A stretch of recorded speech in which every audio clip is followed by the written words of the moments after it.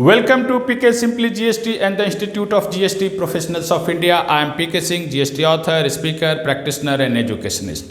Friends, आज का topic है GSTR 1 और GSTR 1 में मैं आप लोगों को ये बताने जा रहा हूँ कि उसको करेक्टली कैसे फाइल करें, डेटा आप करेक्ट एंट्री कैसे करें, उसके लिए क्या क्या चाहिए और कहाँ पे प्रॉब्लम्स हो रहा है। मैं आप लोगों को प्रोसेस नहीं बताने जा रहा हूँ कि GSTR रिटर्न को फिल एंड फाइल कैसे करें, वो आप लोगों को बहुत बेटर तरीके से पता है, और नहीं पता है तो आप दूसरे थाउजेंड्स ऑफ वीडियो होंगे उस पर आप सर्च करके उसको आप देख लीजिए। मेरा ऑब्जेक्टिव है बताने का GSTR 1 मेन पॉइंट्स, बिकॉज हमारी टीम ने जब हम डिटेल ऑडिट स्क्रूटनी करते हैं, जब मैं केस रिप्रेजेंट करता हूँ तो मुझे सरप्राइज होता है कि GSTR 1 और GSTR 3 भी करेक्टली फाइल नहीं हुआ और उसकी वजह से क्लाइंट्स को, सप्लायर को बहुत सारा पेनल्टीज भरना पड़ता है और बहुत सारे चीज़ों में फेस करना पड़ रहा है, बहुत इश्यूज हो रहे हैं। और मेरा ऑब्जेक्टिव है आप लोगों तक ये बात पहुंचाना है कि क्या क्या गलतियां हो रही हैं। अगर आप नहीं कर रहे हैं तो बहुत अच्छी बात है, अगर आप परफेक्टली रिटर्न करेक्टली फाइल कर रहे हैं तो ये बहुत अच्छी बात है। लेकिन जो लोग नहीं कर रहे हैं और चाहे जो लोग उस चीज़ को जानते हुए भी ध्यान नहीं दे रहे हैं, तो मैं उनसे रिक्वेस्ट करूंगा कि आप इस वीडियो को देखिए, समझिए, अगर कुछ आपके सुझाव है वो भी भेजिए कि हम आगे उसको अपने नेक्स्ट वीडियो में इम्प्लीमेंट कर लें, उसको कवर कर लें। क्योंकि प्रॉब्लम्स यहाँ पे आ रहा है कि टैक्स कंसल्टेंट्स और प्रोफेशनल के अपने प्रॉब्लम्स है और सप्लायर्स के अपने, बट अल्टीमेटली क्या हो रहा है, गलती किसकी है, लापरवाही कहाँ पे है, या फी का मैटर है कि जिससे आप उतना काम नहीं कर सकते, बट सप्लायर्स को तो भुगतना पड़ेगा। अगर आप सप्लायर है तो ध्यान रखिए, आप प्रोफेशनल का भी ध्यान रखिए, बोलिए कि भाई जब इतना आप काम कर रहे हैं तो डेफिनेटली मैं फी पे करने को तैयार हूँ। अननेसेसरी छोटा सा अमाउंट बचाने के लिए आप ऑलरेडी बड़े प्रॉब्लम्स को इनवाइट कर रहे हैं। तो मैं कवर करूंगा GSTR 1 में कि कहाँ कहाँ प्रॉब्लम्स हो रहे हैं। और प्रॉब्लम से पहले मैं आप लोग को बता दूं, अगर GSTR रिटर्न GSTR 1 अगर आप जब डिक्लेरेशन में आ जाएंगे तो वेरिफिकेशन में आपसे पूछता है कि ट्रू एंड करेक्ट है कि नहीं, you are not counselling anything.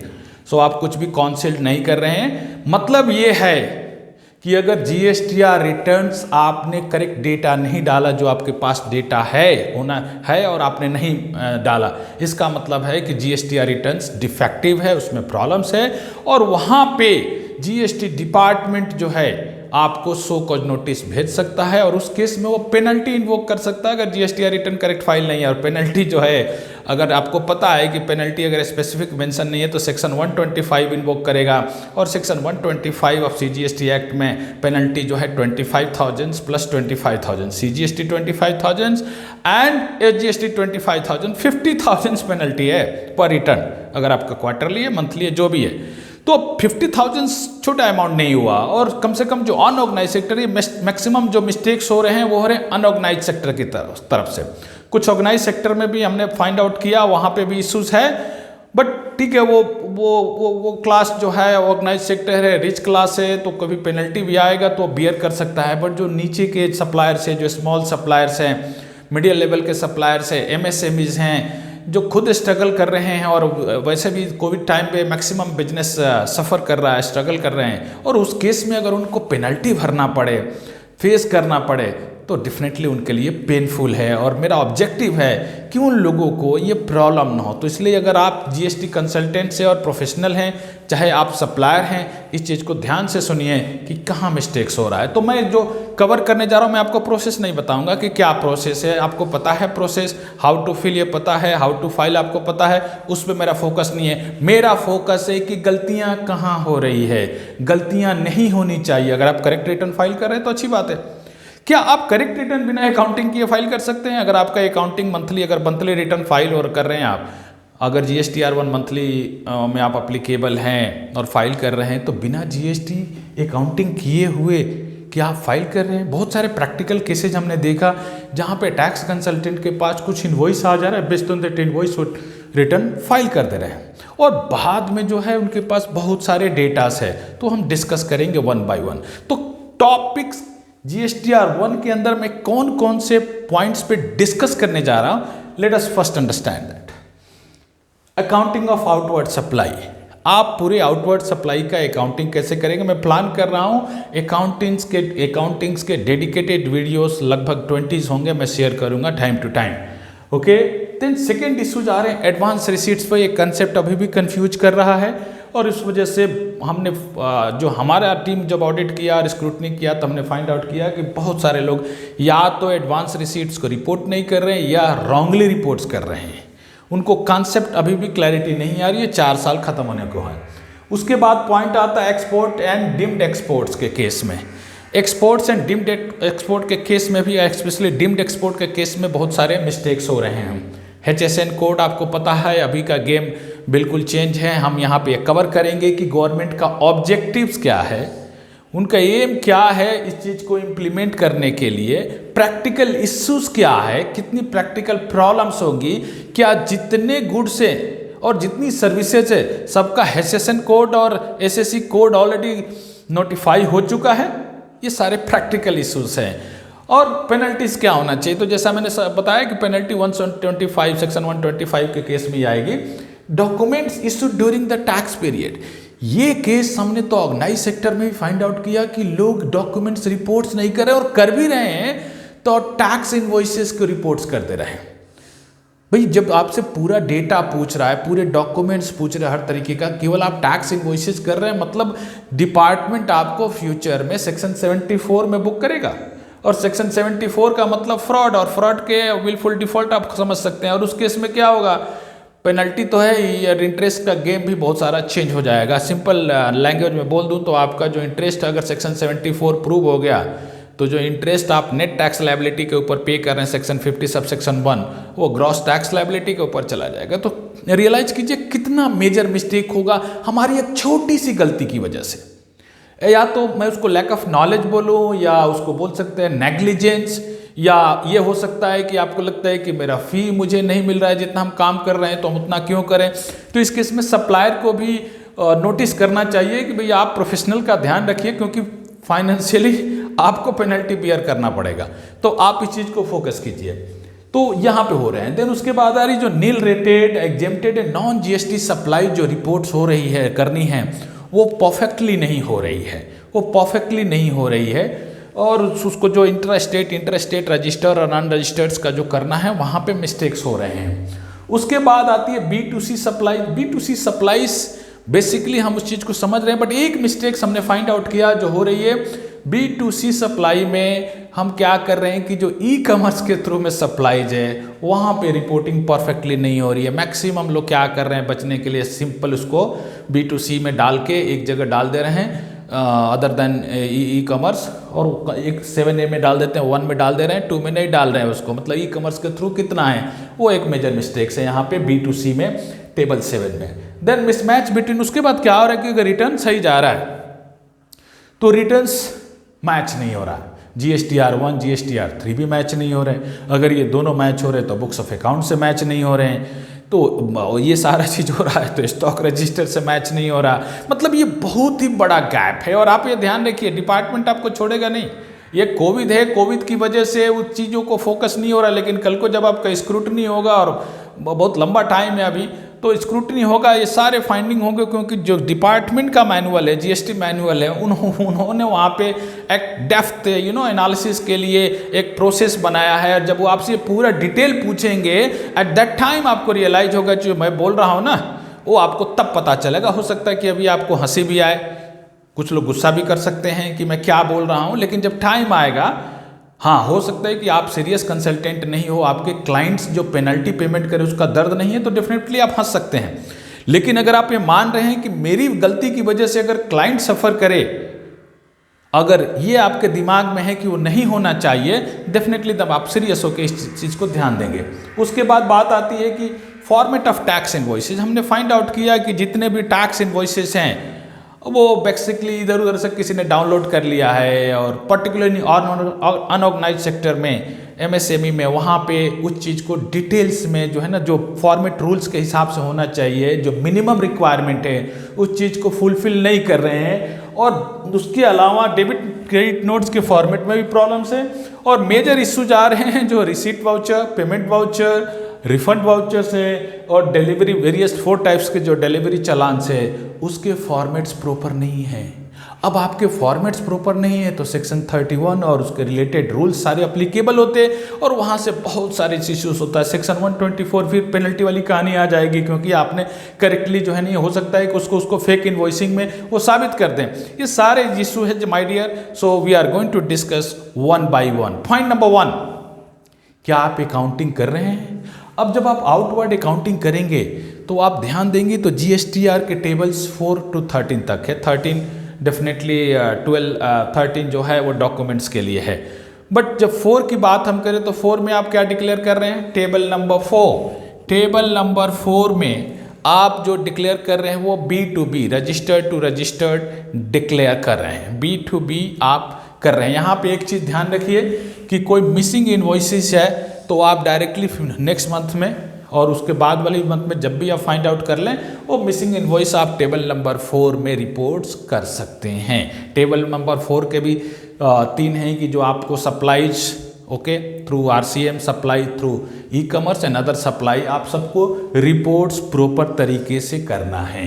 Table number 5 की जो बात आ रही है, टेबल नंबर 5 जो क्या है, अगर आप इंटर स्टेट सप्लाईज कर रहे हैं अनरजिस्टर्ड पर्सन्स को मोर देन 2.5 लाख के ट्रांजैक्शन जब कर रहे हैं उसको आपको रिपोर्ट्स करनी है।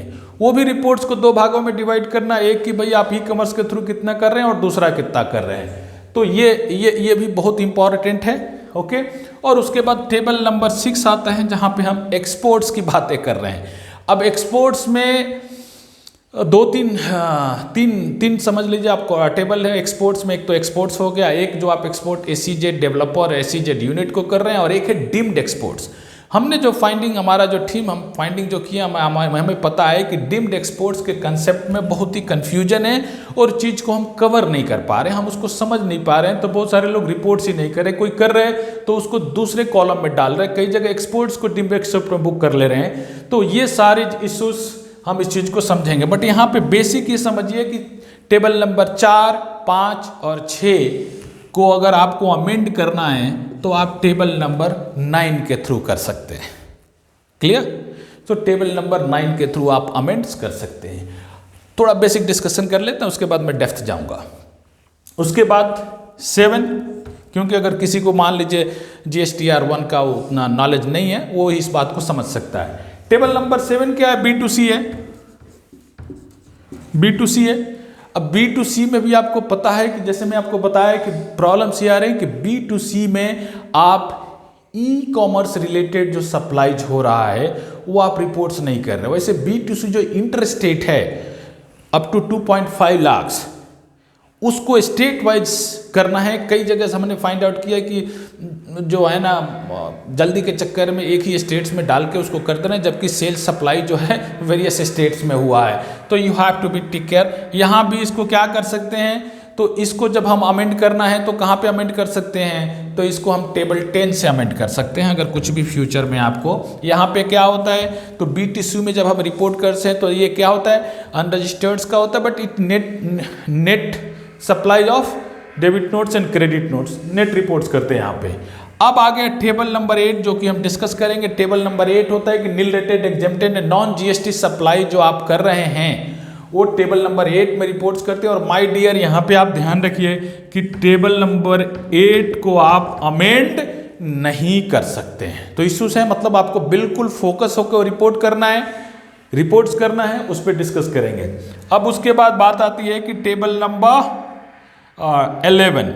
टेबल नंबर 11 जो है ये है एडवांस रिसीट्स का। और एडवांस जब आप इनवॉइसेज इशू कर देते हैं तो एडवांस को आप एडजस्ट कैसे करते हैं। सो टेबल नंबर 11 को भी आप प्रॉब्लम से तो अमेंड कर सकते हैं कमिंग मंथ्स, कमिंग क्वार्टर में, और उसमें टेबल नंबर 11 के थ्रू ही अमेंडमेंट्स प्रोविजंस दिया हुआ है। अब आती है टेबल नंबर 12। अब टेबल नंबर 12 आप ध्यान देंगे तो टेबल नंबर 12 आपका जो है वो है आपका HSN कोड, जो बहुत ही सीरियस इशू है। अभी गवर्नमेंट्स का गोल क्या है उस पर भी डिस्कस करेंगे, और इस चीज़ को आपको अभी अकाउंटिंग में कितनी प्रॉब्लम्स होगी उसको भी डिस्कस करेंगे। यहाँ भी ध्यान रखिए कि इसको हम अमेंड नहीं कर सकते, इसको अमेंड नहीं कर सकते, इसलिए बिल्कुल फोकस रहना है। And then table number 13 documents issued during the tax period, इसको डिटेल डिस्कस करूंगा क्योंकि यहाँ पे बहुत सारे इश्यूज लोग नहीं समझ रहे हैं। तो ये टेबल नंबर 13 पे जो है यहां आप क्या कर सकते हैं, इसको अमेंड कर सकते हैं? नहीं, तो नो। तो इसका मीनिंग क्या हुआ? Table number 8, table number 12 and 13 आप अमेंड ही नहीं कर सकते हो। बाकी जितने टेबल आप अमेंड्स कर रहे हो और अमेंडमेंट के प्रोविजंस, वो भी ध्यान रखना है कि आप एक बार अमेंड कर सकते हो, बार बार नहीं कर सकते हो। तो फर्स्ट टाइम आप अमेंड कर सकते हो, उसके बाद क्या करना है, अगर आपने रिपोर्ट किया अमेंड कर सकते हैं, उसके बाद आपको जो भी एडजस्ट करना है basically debit notes and credit notes के थ्रू आप एडजस्टमेंट कर सकते हैं। सो ये हमारा बेसिकली GSTR1 है, हम ये रेगुलरली इस चीज को कर रहे हैं। अब मैं आता हूं कहां पे, तो प्रॉब्लम पे आता हूं। और प्रॉब्लम नंबर पहला है कि क्या मैं अकाउंटिंग कर रहा हूं या नहीं कर रहा हूं। माय डियर, अगर आप अकाउंटिंग नहीं कर रहे हैं तो रिटर्न्स गलत होने के चांसेस बढ़ जाते हैं, क्योंकि ट्रांजैक्शन बहुत कम होगा, एक दो इनवॉइस इशू हो रहा है, डेफिनेटली मैं मान सकता हूं कि वहां पे प्रॉब्लम्स नहीं होंगे। बट वहां भी अगर आप अकाउंटिंग सिस्टम डाल रहे हैं और उसको बाइफर्केट सिस्टमेटिक कर रहे हैं, क्योंकि जब इतना आप देखें तो इसे एक चीज तो आपको समझ में आ गई कि भाई आपका क्रेडिट साइड, अगर प्रॉफिट एंड लॉस अकाउंट में लूँ, क्रेडिट साइड जो आउटवर्ड सप्लाईज है वो क्या होना चाहिए। तो आपके आउटवर्ड सप्लाईज ले सकते हैं कि आप एक तो इस चीज़ को ऐसे हम इसको डिवाइड कर सकते हैं कि भाई हमारा B2B कितना है। B2B में 3 सब ग्रुप होने चाहिए। एक तो कि भाई हम कितना जो है रजिस्टर्ड को कर रहे हैं, कितना RCM के थ्रू में कर रहे हैं, और कितना ई-कॉमर्स को कर रहे हैं, और अदर सप्लाई जो है 3 टेबल ये हो गए यहाँ पे। उसके अलावा हमें पता है कि अदर्स हमारा सप्लाई क्या है, तो एक्सपोर्ट्स है, तो एक्सपोर्ट्स को भी हमें अकाउंट करना है अगर जीरो रेटेड है। उसके अलावा एक्सपोर्ट्स, हम एक्सपोर्ट ग्रुप के अंदर एक हो गया मेन एक्सपोर्ट हो गया, उसके बाद एक्सपोर्ट टू SEZ यूनिट और SEZ डेवलपर, और उसके नीचे हम डिम्ड एक्सपोर्ट्स की अकाउंटिंग कर सकते हैं। उसके बाद क्या अकाउंट्स करना है, तो हमारा जो आउटवर्ड सप्लाई होगा वो क्या नील रेटेड हो सकता है, एग्जेम्प्टेड सप्लाई हो सकता है, नॉन GST सप्लाई हो सकता है। इसको भी हम अलग अकाउंटिंग करेंगे और उसके हिसाब से उसको interstate, intrastate, registered and unregistered, क्योंकि ये पूरा रिपोर्टिंग करना है ना। तो जब हम इस तरह से अपना लेजर ग्रुप, सब ग्रुप और लेजर को जब सेट कर लेते हैं तो क्या होगा, तो जाके आपका अकाउंटिंग परफेक्ट होगा। ये मैं डिटेल में कवर करूंगा, अकाउंटिंग डिटेल में कवर करूंगा। मैं कोशिश कर रहा हूं कि पहले मैं profit and loss account and balancing के वीडियो में शेयर कर लूं कैसे बनता है, उसके बाद मैं डिटेल्स में इसको शेयर करूंगा। तो ये यहाँ पे है कि अगर आप इसको अकाउंटिंग परफेक्ट नहीं कर रहे हैं देन आपको वहाँ पे प्रॉब्लम आएगी। प्रॉब्लम्स कहाँ आएगी, क्योंकि आपको पता ही नहीं रहेगा कि इसके अलावा, टैक्स इनवॉइस के अलावा बाकी क्या क्या है। हो सकता है कि वहाँ पे कुछ एक्सपोर्ट्स हो सकता है कि डेबिट नोट इशू हो, क्रेडिट नोट इशू हो सकता है कि रिफंड वाउचर हो, रिसीट वाउचर हो, पेमेंट वाउचर्स हो। ये सारे तो रिपोर्ट्स करने थे हमारे को, तो वो मिसिंग हो जाएगा अगर आप अकाउंटिंग नहीं कर रहे हैं। और बाद में होता है ब्लेम गेम कि भाई आपने प्रोवाइड नहीं किया तो हमने नहीं किया। गलती किसी की भी हो, भुगतना तो सप्लायर को ही पड़ेगा, पेनल्टी भरनी पड़ेगी, और साथ में जो है ना वो जो केस फाइट करना है उसके खर्चे अलग से हैं। अब बात आती है पहले कौन सा ले लें, तो पहले हम टेबल 4 ही ले लेते हैं, यहीं से उठाते हैं टेबल 4। टेबल 4 में जो है हमने बताया, टेबल 4 छोड़ देते हैं, अब इस पॉइंट पे फोकस करते हैं जहाँ पे प्रॉब्लम्स हो रहे हैं। तो प्रॉब्लम्स जो मैक्सिमम जो हो रहा है वो हो रहा है यहाँ से जब स्टार्टिंग जाए। टेबल 4 एंड 5 समहाउ ओके है, जो बाकी चीज़ें था मैंने कवर कर लिया। टेबल 6 में डिम्ड एक्सपोर्ट्स को हम रिपोर्ट सही से नहीं कर रहे हैं, और एक्सपोर्ट्स के केस में भी अभी भी बहुत सारी गलतियां हो रही कि जीरो रेटेड, जब आप LUT अप्लाई कर चुके हैं, जीरो रेटेड में जा रहे हैं, तो अगर आप उसको दूसरे कॉलम में जो GSTR 3B का दूसरा कॉलम है वहाँ पे गलती से कर रहे हैं तो प्रॉब्लम हो जाएगा। और विद टैक्स और विदाउट टैक्स सेलेक्ट करने में प्रॉब्लम हो गया तो आप गलती कर रहे हैं, तो वो नहीं होना चाहिए। अब डिम्ड एक्सपोर्ट्स का कॉन्सेप्ट जो है वो बहुत लोगों को समझ में नहीं आया। डिम्ड एक्सपोर्ट्स के बहुत सारे जो ना रूल्स हैं, तरीके हैं जहाँ पे हमें उसको अंडरस्टैंड करना है। मैं आप लोगों से रिक्वेस्ट करूँगा कि ये डिम्ड एक्सपोर्ट्स को डिटेल में अंडरस्टैंड करें। अगर आप कंसल्टेंट हैं, प्रोफेशनल है कि भाई मुझे रिपोर्टिंग करनी है तो किस लेवल में करनी है। डिम्ड एक्सपोर्ट के केस में मेरा जो क्लाइंट है, जो सप्लायर है, वो सप्लाई कर रहा है या रेसिपिएंट है। तो सप्लाई कर रहा है तो उस केस में वो रिफंड अप्लीकेबल कब कब होगा, उसको कितना टैक्स रेट आएगा। अगर वो रेसिपिएंट है तो वो टैक्स कब इनपुट टैक्स क्रेडिट कब क्लेम करेगा? अगर सप्लायर ने रिफंड ले लिया तो रेसिपिएंट को इनपुट टैक्स क्रेडिट का refund input tax credit adjust नहीं कर सकता है। तो ये डीम्ड एक्सपोर्ट के केस में दो चीजें हैं जहां पे आपको फोकस करना है। फोकस नंबर 1 कि आप नोटिफिकेशन नंबर 48/2017 इस चीज को देखिए। सेंट्रल टैक्स जो कि 18 अक्टूबर 2017 को इश्यूड हुआ था, वहां पे उन्होंने नोटिफाई किया है कि डीम्ड एक्सपोर्ट्स है क्या, कौन कौन से ट्रांजैक्शन हैं, जैसे एडवांस ऑथराइजेशन है, वहां पे आप क्या क्या चीजें कवर होगी। एडवांस ऑथराइजेशन किसको, सप्लायर जो है एडवांस ऑथराइजेशन को जो है सप्लाई कर सकता है। देन ईपीसीजी की बात हुई है वहां पे, फिर जो है आप वेरियस एक्सपोर्ट ओरिएंटेड यूनिट्स को आप गुड सप्लाई कर सकते हैं। ये केवल दूसरा सिनारियो होता है कि डीम्ड एक्सपोर्ट ओनली गुड्स के केस में होता है, ओनली गुड्स के केस में होता है। दूसरा होता है जीरो रेटेड नहीं होता, ये जीरो रेटेड नहीं होता। तीसरा पॉइंट है कि ये जो है ये गुड्स आउटसाइड इंडिया नहीं जाता, डायरेक्टली सप्लायर के थ्रू में सेकेंड रूट से जाता है, बाद में जाता है। उसके अलावा ये इंडिया में ही प्रोड्यूस होना, मैन्युफैक्चर और प्रोड्यूस यहीं पे होना। तो ये सारे जो इसके प्रोविजंस है उसको आपको अंडरस्टैंड करना पड़ेगा।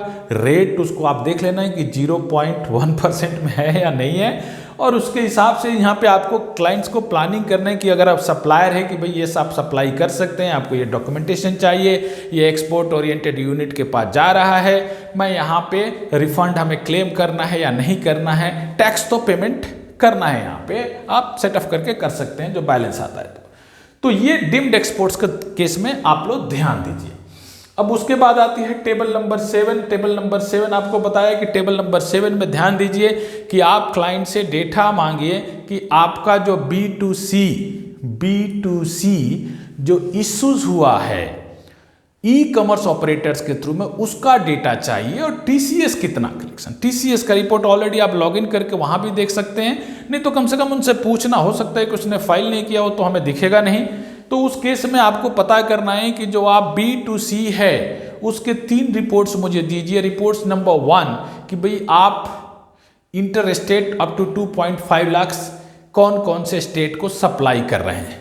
दूसरा रिपोर्ट दीजिए कि B2C ई कॉमर्स के थ्रू में कितना हुआ है, और तीसरा रिपोर्ट दीजिए कि B2C other than e commerce intra state कितना हुआ है। ये 3 चीजें आपको चाहिए, और तब जाके आप डेटा करेक्टली फाइल कर सकते हैं, करेक्टली फाइल कर सकते हैं। इंटर स्टेट भी अगर आप करेक्टली नहीं रिपोर्ट्स कर रहे हैं तो उस स्टेट्स को जो है रेवेन्यू नहीं मिलेगा।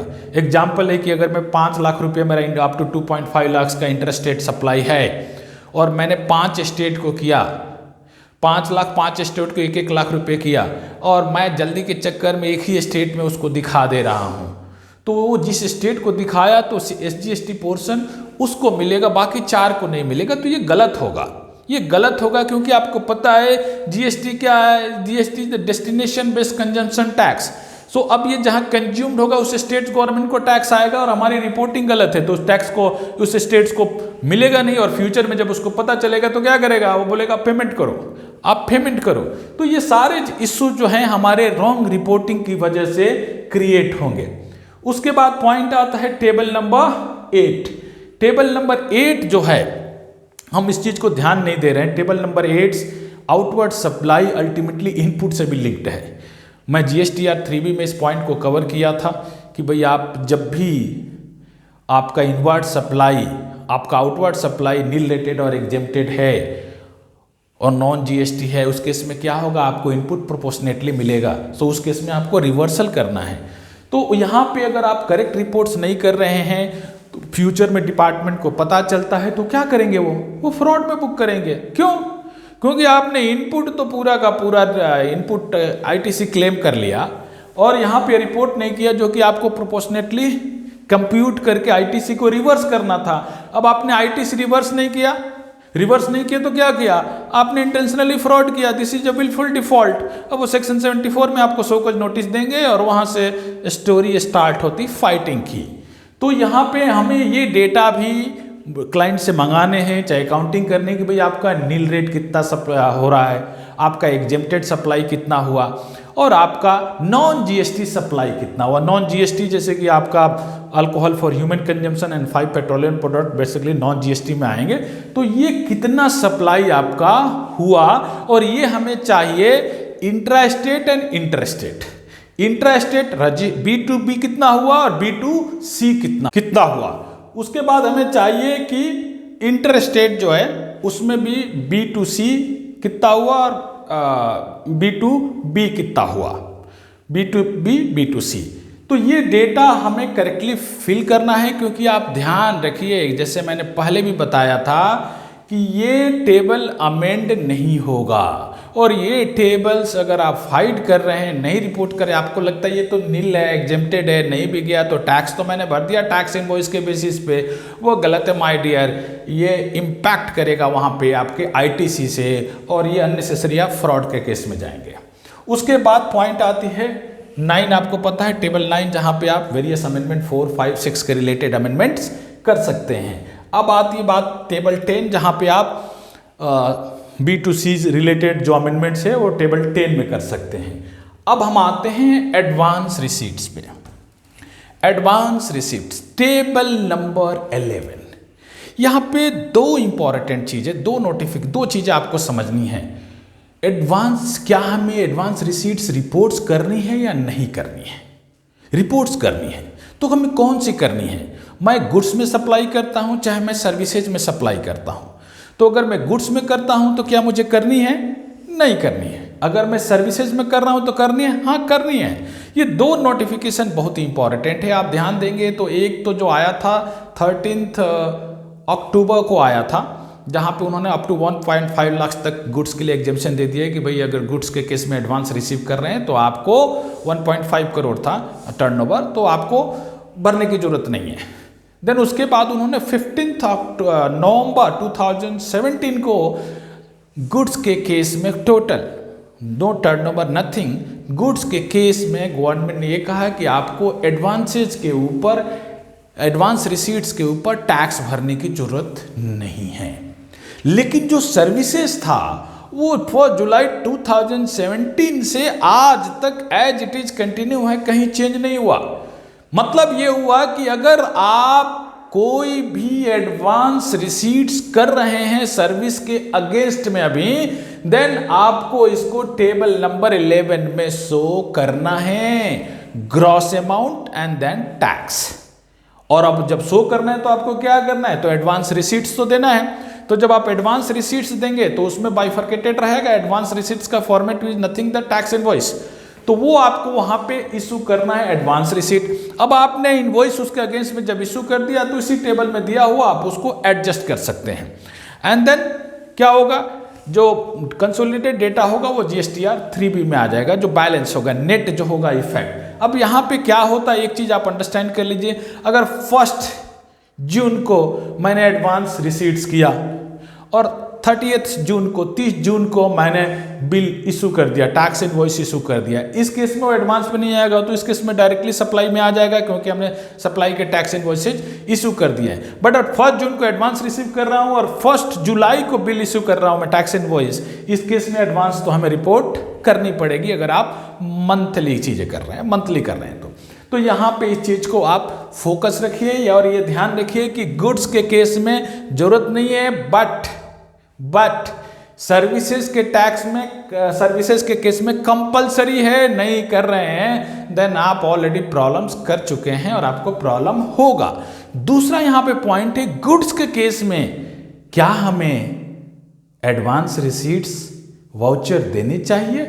यस, वो हमें इशू करना है, वो हमें इशू भी करना है और रिपोर्ट भी करना है। वो नेक्स्ट पॉइंट पे मैं आऊंगा। वो हमें इशू भी करना है और रिपोर्ट्स भी करना है। अगर आप उसको इशू करके रिपोर्ट नहीं कर रहे हैं तो प्रॉब्लम है। केवल हमें उस पर टैक्स नहीं भरना है तो ये एडवांस रिसीट्स में नहीं आएगा, बट वाउचर्स तो आपको बनाने हैं। वाउचर्स क्या क्या बनाने हैं वो डिस्कस करूंगा मैं 13 पे, पॉइंट नंबर 13 पे। तो ये आई थिंक ये इश्यूज आपका रिजॉल्व हो चुका होगा। अगर आप पहले से कर रहे हैं तो कोई प्रॉब्लम नहीं है, तो वहाँ पे उस चीज़ को आपको ध्यान देना है। हमने बहुत फाइंड आउट किया, देखा कि लोगों का रिकंसाइल नहीं है। पुराने कई तो जो है ना एडवांसेज उनके शुरू में उन्होंने डाल दिए थे, उसके बाद आज तक वो एडजस्ट नहीं हुए हैं। आज तक वो एडजस्ट नहीं हो, 3-4 सालों से ऐसे पड़े हुए, पहले GSTR 1 में गया हुआ, एज इट इज पड़ा हुआ है, मतलब ध्यान नहीं दिया, हमने रिकंसाइल नहीं किया उस चीज़ों को। अब उसके बाद बात आती है 12, माय डियर HSN कोड। आपको पता है, अब सबको पता है, बहुत ह्यू एंड क्राई है कि HSN कोड जो है, अगर नोटिफिकेशंस के बेस पे आप जाएं तो रिसेंट नोटिफिकेशन है वहाँ पे उन्होंने इश्यूज किया है, और दिसंबर में था कि भाई आप जो है 1 अप्रैल से आपको कंपलसरी 3 पॉइंट हैं यहाँ पे। पॉइंट नंबर 1 है कि अगर आपका प्रीवियस प्रीसीडिंग ईयर का टर्नओवर फाइनेंशियल ईयर में अप टू 5 करोड़ से तो 4 डिजिट आपको HSN in service accounting code disclose करने हैं। अगर आपका टर्नओवर मोर देन 5 करोड़ से तो आपको 6 डिजिट कंपलसरी HSN कोड और सर्विस अकाउंटिंग कोड डिस्क्लोज करने हैं। अब उसके बाद एक और नोटिफिकेशन है जहां उन्होंने कहा कि ये केमिकल प्रोडक्ट्स है, ये सारे 49 उन्होंने नोटिफाई किया केमिकल प्रोडक्ट्स। उन्होंने कहा कि इसके लिए आपको, अगर आप उस इंडस्ट्री से उसमें डील कर रहे हैं तो आपको क्या करना है, तो आपको ये 49 केमिकल प्रोडक्ट्स के केस में 8 डिजिट्स का HSN कोड यूज करना है। अब उन्होंने एक एग्जेम्पशन दे दिया, और मैं एडवाइज करूंगा उसको फॉलो नहीं करना है, क्योंकि आप अगर एक बार से अकाउंटिंग सिस्टम चेंज कर रहे हैं बहुत डिफिकल्ट है, तो उसको पूरे में अडॉप्ट कीजिए। उन्होंने कहा कि अप टू आपका 5 करोड़ तक का टर्नओवर है और आप अनरजिस्टर्ड को सप्लाई कर रहे हैं, तो उस केस में आप टैक्स इनवॉइस में नहीं डाल सकते हैं। वो सब नहीं है। जब आप फॉलो कर रहे हैं तो एक सिस्टम बना लीजिए कि सब केस में मैं HSN डालूंगा, रिपोर्ट करूंगा और मेरे इनवॉइस में आएंगे।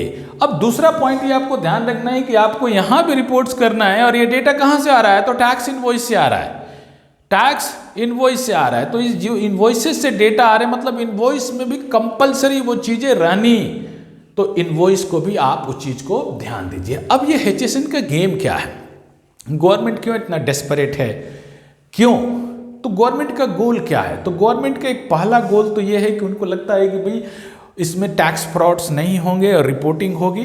दूसरा उनका गोल है कि जो GST के रेट्स है वो रेशनलाइज हो चुके हैं, तो GST का रेट्स करेक्ट जाएगा, और जो आप एक बार एक्सेप्ट कर रहे हैं उसको आप चेंज नहीं करेंगे, तो फ्यूचर में आपने गलत HSN यूज किया है तो आपको पेनल्टी डालेंगे और आप प्रॉब्लम है, आपको टैक्स भरना पड़ेगा। तो वो उनको क्या चाहिए कि एम्बिग्यूटी ना हो, एकदम क्लियर रहे, चीज़ें बिल्कुल क्लियर रहे। तो उनका टैक्सेशन जो असेसमेंट है और प्रोसेस वो फास्ट होगा। स्लोली वो क्या करेंगे, यहाँ से लेके इनवार्ड सप्लाई तक, आपको याद होगा पिछला जो एनुअल रिटर्न्स था उसमें सारे में डिटेल्स था।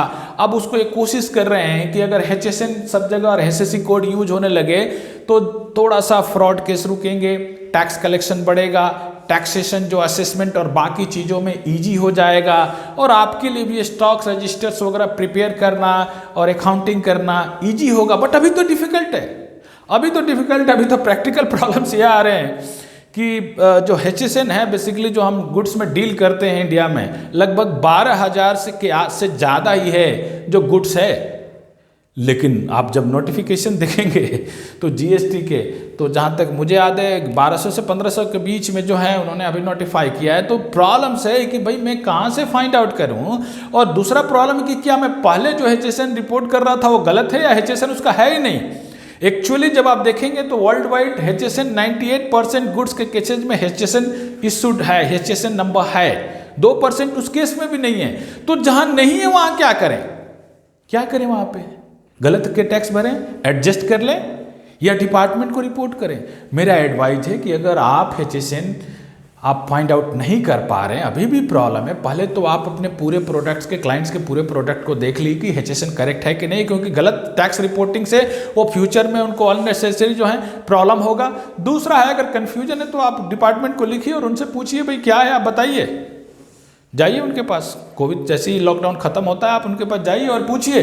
बट ये चीज़ें ध्यान रखना है कि HSN कोड और गवर्नमेंट काफ़ी फोर्सफुल इसको बोल रही है कि मतलब कंप्लाई नहीं कर रहे तो फिर 125 इन्वोक करेंगे और अल्टीमेटली आपका जो है रिटर्न डिफॉल्ट में रहेगा। अगर आप नहीं कर रहे हैं तो डिफॉल्ट में है तो क्या होगा, पेनल्टी पर रिटर्न आपका 50,000 हो जाएगा। और उस केस में आप ये ध्यान रखिए, तो गवर्नमेंट का गोल सिंपल है, वो आपको ट्रेस करना चाहते हैं, पकड़ना चाहते हैं, आपके स्टॉक रजिस्टर्स को बिल्कुल वेरीफाई करना चाहते हैं, एम्बिग्यूटी नहीं रखना चाहते हैं, टैक्सेशन सिस्टम्स को जो है फास्ट असेसमेंट में ले जाना चाहते हैं। ये सारा चीज़ जैसे कि आप ध्यान देंगे तो उसको उन्होंने ई वे बिल से कनेक्ट किया है। 50 करोड़ से अबव आपका है तो आप ई इनवॉइसिंग के अंदर आते हैं। ई इनवॉइसिंग का डेटा ऑलरेडी वहाँ पे आप जनरेट करके देख सकते हैं कि कहाँ कहाँ अमेंडमेंट करना है, क्या करना है, तो आपके क्या कंसिक्वेंसेज होंगे। ई वे बिल जब डेटा आप डाउनलोड कर रहे हैं, आप अपडेट कर रहे हैं, तो वहाँ भी रिकन्सिलिएशन जरूरी है। तो ये सारे चीज़ जो है ना यहाँ से फिर लिंक हो जाएगा HSN। So my dear, you have to make your analysis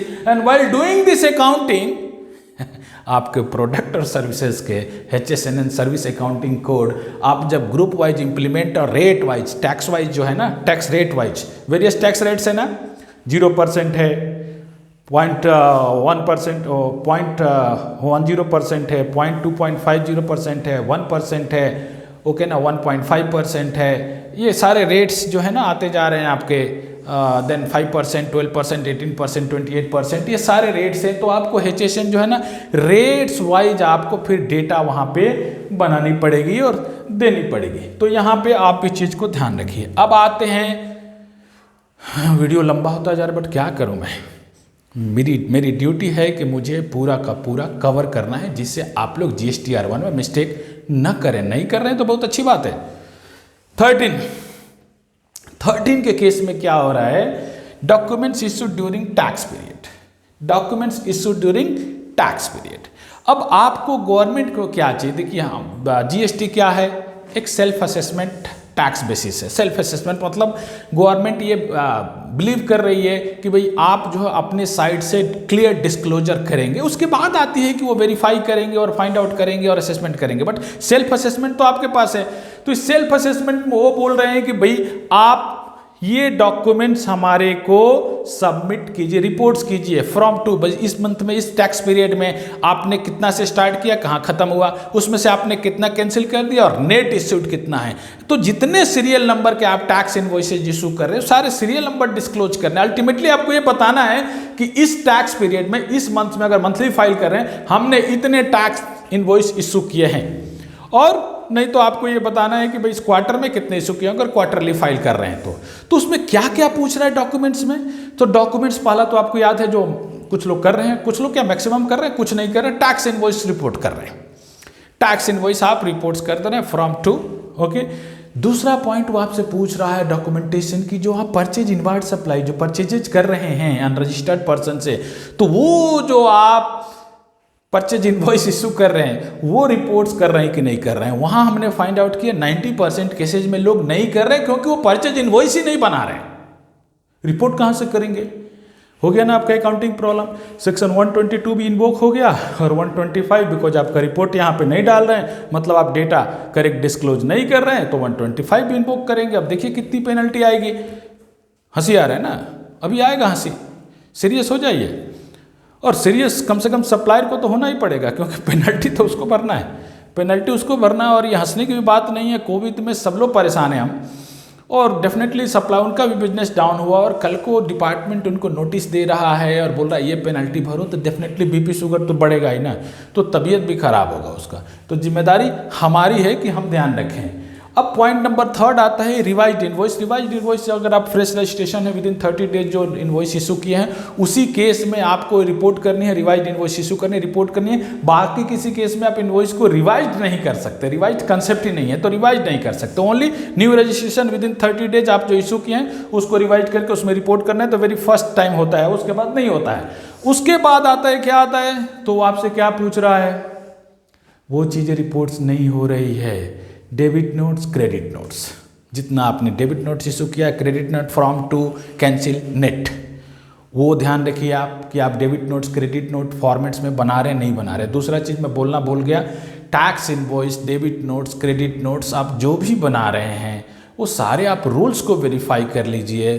कृपया कहीं दूसरी जगह से डाउनलोड करके मत बनाइए। मिनिमम रिक्वायरमेंट जो एज पर रूल्स है वो डिस्क्लोज कीजिए। उसके ज़्यादा आपके इनवॉइस में कुछ डालना है बिजनेस के हिसाब से डालिए, उसमें इशू नहीं है, बट दूसरे को कॉपी करके मत बनाइए। रूल्स एक बार पढ़ लीजिए। उसके बाद आता है डेबिट एंड क्रेडिट नोट्स के बाद रिसीट वाउचर। अब रिसीट वाउचर आप इसको अपने नॉर्मल अकाउंटिंग रिसीट वाउचर से कंफ्यूज नहीं होने। जब भी आप एडवांस रिसीट कर रहे हैं आइदर गुड्स के अगेंस्ट में और सर्विसेज के अगेंस्ट में, आपको सेक्शन 31 के through as per provision of section 31 of CGST act आपको जो है रिसीट वाउचर इशू करने। रिसीट वाउचर का जब आप फॉर्मेट देखेंगे तो आपको रियलाइज होगा कि सिमिलर टू टैक्स इनवॉइस, एक दो टेबल कॉलम इधर उधर है, सिमिलर टू टैक्स इनवॉइस, तो आपको रिसीट वाउचर्स इशू करने हैं। उसके बाद होता है पेमेंट वाउचर्स। जब आप पेमेंट भी कर रहे हैं किसी को एडवांस, उस केस में आपको क्या करना है, पेमेंट वाउचर्स इशू करना है। तो ये पेमेंट वाउचर्स में क्या करना है कि जब आपको टैक्स जा रहा है तो टैक्स आप इधर रिपोर्ट करोगे ना, तभी तो आप उसको पेमेंट करोगे, तो वो उधर लेगा, एडजस्ट करेगा वहाँ पे। तो पेमेंट वाउचर जब आप किसी को एडवांस पेमेंट कर रहे हैं तो आप पेमेंट वाउचर बनाएंगे, वो भी सिमिलर टैक्स इनवॉइस की तरीके से है। उसके बाद आता है रिफंड वाउचर। मैंने रिसीट्स लिया, किसी वजह से काम नहीं किया तो उस अमाउंट को रिफंड कर दिया, तो उस रिफंड को भी हमें जो है रिफंड वाउचर बनाने हैं, और वो भी सिमिलर टू टैक्स इनवॉइस की तरह से। आप उसको रूल्स देखेंगे तो आपको क्लैरिटी हो जाएगा, सारे डेटा हमारे को क्या क्या डिस्क्रिप्शन चाहिए, डेटा चाहिए जो उसमें रहनी चाहिए। अब ये क्या हो रहा है कि हम receipt voucher, payment voucher, refund voucher, ये तीनों वाउचर जनरली बना ही नहीं रहे हैं। रिपोर्ट तो आप छोड़ दीजिए, बना ही नहीं रहे हैं। आप बना रहे हैं तो आप अच्छे आदमी हैं, अच्छे नॉलेज है आपको, और उस चीज़ को आप समझ रहे हैं कि उसका कंसिक्वेंसेज क्या है। लेकिन नहीं बना रहे तो मेरा रिक्वेस्ट है कि अब स्टार्ट कर दीजिए, कम से कम इस फाइनेंशियल ईयर 21-22 में इस चीज़ को स्टार्ट कर दीजिए। और उस चीज़ को भी अगर आपके पास है तो रिपोर्ट्स कीजिए टैक्स पीरियड्स के हिसाब से, फ्रॉम टू, और कैंसिल है तो कैंसिल रिपोर्ट करके नेट रिपोर्ट्स कीजिए। और उसके बाद बात आती है 4 तरीके के डिलीवरी चालान से, वो भी आपको इस डॉक्यूमेंटेशन में कंपलसरी रिपोर्ट्स करना अगर आपके पास है तो। एक क्या है कि delivery challan for job work के लिए जो भेज रहे हैं वो ITC से रिलेटेड है, तो आप ध्यान रखिए कि ITC आपको फाइल करना है, रिटर्न आप फाइल कर रहे हैं नहीं कर रहे हैं 04, वो एक मैटर है। तो ITC 04 है। इधर आपको क्या करना है, तो आप जो है जो भी DC आप बना रहे हैं जॉब वर्कर्स के लिए, वो फॉर्म से टू डिस्क्लोज करना है, उसके लिए भी रूल्स पढ़ लेने हैं। उसके बाद जो DC यूज होता है सेकेंड टाइप का, जब आप कोई भी गुड्स चेंज कर रहे हैं अप्रूवल बेसिस पे, उसके अलग से DC बनते हैं, वो अलग से रिपोर्टिंग होता है। उसके बाद जो लिक्विड गैस के लिए है DC डिलीवरी चालान, वो अलग बनता है, उसको भी रिपोर्ट करना। और उसके अलावा चौथा है जो इन तीनों के अलावा जो भी आप DC इश्यू कर रहे हैं डिलीवरी चालान, वो सारे भी रिपोर्ट्स करने। सो माय डियर, आप सब लोगों को ये 13 में अगर ये जितने डॉक्यूमेंटेशन हैं आपको टैक्स पीरियड्स के हिसाब से फ्रॉम टू एंड कैंसिल और नेट ऑटोमेटिक आ जाता है, रिपोर्ट्स करनी। अगर आप ये नहीं कर रहे हैं मतलब आप जो है डेटा को correctly true and correct file नहीं कर रहे हैं। आप जो है अपने 13 में आप अपने रिपोर्ट्स में जो रिटर्न फाइल कर रहे हैं उसमें आप डेटा जो है ना डॉक्यूमेंट्स को कॉन्सिल कर रहे हैं, डेटा छुपा रहे हैं, और उस केस में वो आपको बिल्कुल डिफॉल्ट में ही बुक करते। 2 पॉइंट्स और हैं, तो यहाँ पे फॉर्मेट मैंने बता दिया, और इस फॉर्मेट को आपको ध्यान रखना है कि आपको रूल्स के हिसाब से वेरीफाई करना है। इसके बाद लास्ट वन क्या करना है कि आपको जो है GSTR 1 और 3B का कभी कभी रिकन्सिलिएशन भी बना लेना है कि मैच हो रहा है कि नहीं हो रहा है, और दोनों डेटा आपके बुक्स ऑफ अकाउंट से मैच हो रहा है कि नहीं हो रहा। अगर ये परफेक्टली आप ऐसा कर रहे हैं, आपका क्लाइंट खुश रहेगा, आप खुश रहेंगे, और आपका फीस भी बढ़ जाएगा अगर आप प्रोफेशनल कंसल्टेंट हैं, क्योंकि उसको पता रहेगा कि आप इतना परफेक्टली काम कर रहे हैं कि उसको दिक्कत नहीं हो रहा है। सो आप लोग इस चीज़ को ध्यान रखिए। मैं उम्मीद कर रहा हूँ कि ये वीडियो आपको पसंद आएगा। अगर कुछ और चीज़ छूट गया है तो आप इसमें मेंशन कर दीजिए, मैं उसको अगले वीडियो में कवर कर लूँगा। और अगर आपको अच्छा लगता है तो शेयर भी कीजिए, लोगों के पास पहुँचना चाहिए, लाइक भी शेयर भी कीजिए, फेसबुक पे फॉलो कीजिए हमारे को, और यूट्यूब पे भी हमारे को सब्सक्राइब कीजिए। विद दिस वर्ड, नमस्कार, थैंक यू।